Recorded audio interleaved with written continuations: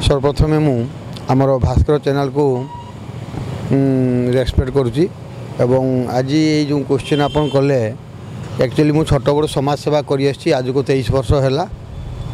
तेणु मु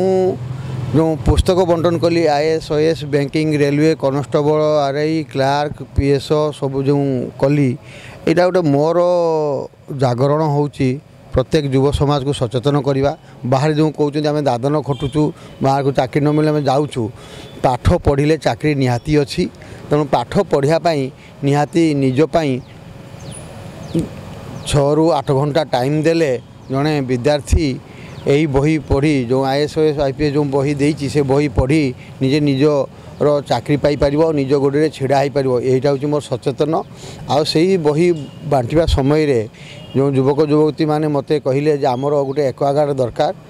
आमको एक्वागार्ड देले आम पानीय जल भल पाइपर तो मु जो एक्वागार्ड देती से तो देती पुणी तार उन्नत धरण एक्वागार्ड आग को देवी आशा रखी या मोर समाजसेवीर प्रति स्नेह ममता थिला।